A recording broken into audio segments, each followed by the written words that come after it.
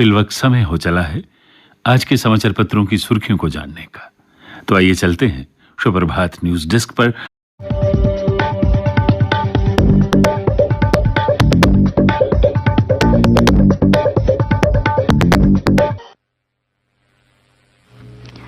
धन्यवाद रविकांत। आज समाचार पत्रों की सुर्खियों के साथ मैं फरहीन। आज प्रकाशित सभी समाचार पत्रों के प्रथम पृष्ठ पर छपा ये पहला बड़ा समाचार। कश्मीर के अमशीपुरा फर्जी मुठभेड़ मामले में सेना ने कैप्टन भूपेंद्र सिंह को दोषी करार देकर उसे आजीवन कारावास देने की सिफारिश की है। सेना की जनरल कोर्ट मार्शल की प्रक्रिया पूरी होने पर कैप्टन भूपेंद्र सिंह को दोषी पाया गया है। जुलाई 2020 में फर्जी मुठभेड़ में मारे गए थे राजौरी के 3 लोग। कैप्टन के सजा सुनाने के मामले में अभी आधिकारिक पुष्टि होना बाकी है। न्यायपालिका को विपक्ष की भूमिका के लिए बाध्य नहीं किया जा सकता, कहा किरण रिजिजू ने। कानून मंत्री बोले, भारत को बदनाम करने की मुहिम नहीं होगी सफल। भारतीय न्यायपालिका स्वतंत्र है और इसे विपक्षी दल की भूमिका निभाने के लिए बाध्य नहीं किया जा सकता। कोई भी राजनीतिक दल न्यायपालिका पर सवाल नहीं उठा सकता है, न्यायपालिका पर सवाल नहीं उठा सकता है। न्यायपालिका के फैसलों का सम्मान किया जाना चाहिए, ये जनादेश है। उन्होंने भारत के खिलाफ मुहिम शुरू करने के लिए विदेशी संस्थाओं से समर्थन हासिल करने वाले गैंग पर भी तीखा हमला किया। उन्होंने कहा, भारतीय लोकतंत्र पर कोई भी सवाल नहीं उठा सकता, लोकतंत्र हमारे खून में है। मारे गए आतंकी के मां को लिखे खत से सेना को आया ऑपरेशन मां का विचार। नवयुवकों को आतंकियों के जाल में फंसने से रोकने के लिए कई बार भावुक करने वाले शब्दों के जरिए सैन्य ऑपरेशन चलाती है। सेवानिवृत्त लेफ्टिनेंट जनरल KJS ढिल्लों की पुस्तक कितने गाजी आए और कितने गाजी गए में इस वाक्य का जिक्र किया गया है। पुस्तक में कहा गया है कि आतंकियों द्वारा अपनी माताओं को लिखे गए पत्रों या उनसे प्राप्त पत्रों के जरिए सेना को ऑपरेशन मां चलाने का विचार आया। ऑपरेशन मां के जरिए सेना ने स्थानीय आतंकियों की माताओं से अपील की थी कि वह दहशतगर्दों से प्रभावित अपने बेटों हिंसा के रास्ते पर जाने से रोकें और मुख्य धारा में लौटने को प्रेरित करें। नरेंद्र मोदी सरकार के सत्ता में आने के बाद से भारत के प्रति व्यक्ति आय वर्तमान मूल्य के लिहाज से दोगुनी होकर 1,72,000 रुपए हो गई है। 2014-15 में ये 86,647 रुपए थी। NSO ने जारी किया आंकड़ा। विशेषज्ञों ने कहा, आय का असमान वितरण अभी भी एक बड़ी चुनौती।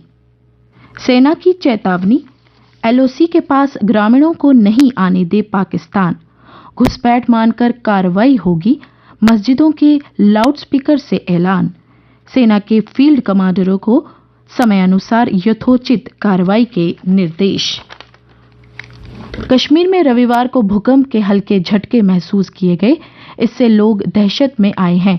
सुबह 6:56 पर ये झटके महसूस किए गए, जिसकी रिक्टर स्केल पर तीव्रता 3.9 थी और इसका केंद्र श्रीनगर शहर से उत्तर में 38 किलोमीटर दूर था। सिसोदिया की गिरफ्तारी पर 8 दलों का PM को पत्र। विपक्षी दलों के नेताओं ने एजेंसियों के दुरुपयोग का लगाया आरोप। पत्र पर केजरीवाल, ममता, उद्धव, पवार, तेजस्वी, अखिलेश के हस्ताक्षर। शराब नीति घोटाला में CBI रिमांड में है सिसोदिया। खेल मैदान के बिना नहीं हो सकता कोई स्कूल, सुप्रीम कोर्ट ने कहा, विद्यार्थी भी अच्छे पर्यावरण के हकदार। हाईकोर्ट का आदेश पलटा। हरियाणा में स्कूल के खेल मैदान से अनधिकृत कब्जा हटाने का दिया आदेश। और अब कुछ अन्य समाचारों के साथ मेरी सहयोगी रोहिणी शर्मा। धन्यवाद फरहीन। नागालैंड से लापता किशोरी पत्याली चक से मिली, धर्म परिवर्तन कराने का आरोप। पुलिस ने 2 लोगों को किया गिरफ्तार। घर में चर्च चला रही मां बेटी हैं पकड़ से बाहर। शहर में पानी के अवैध कनेक्शन नियमित करेगा जल शक्ति विभाग। अब तक सर्वे में 1200 कनेक्शन अवैध पाए गए हैं। 31 तक करना होगा आवेदन। समावेशी विकसित जम्मू कश्मीर के लिए प्रशासन व लोगों की सामूहिक जिम्मेदारी, कहा एलजी ने। उन्होंने जम्मू क्लब में नई सुविधाओं का किया शुभारंभ, प्रयासों की भी सराहना की। होली के जश्न के लिए शहर में सुरक्षा व्यवस्था कड़ी कर दी गई है। भीड़भाड़ वाले इलाकों में अतिरिक्त सुरक्षा कर्मियों को तैनात किया गया है। हुड़दंग मचाया तो पुलिस कार्रवाई की जाएगी। जम्मू के कोट भलवाल में अप्रैल से शुरू होगा राष्ट्रीय रोग नियंत्रण केंद्र। प्रदेश में रोगों की निगरानी, शोध और बीमारियों से निपटने में मिलेगी मदद। और अब कुछ खेल समाचार। महिला प्रीमियर लीग में शेफाली वर्मा और मैग लेनिंग के बीच पहले विकेट पर 162 रन की साझेदारी की मदद से दिल्ली कैपिटल्स ने रॉयल चैलेंजर्स बेंगलोर को 60 रन से हराकर अपने अभियान की शुरुआत की।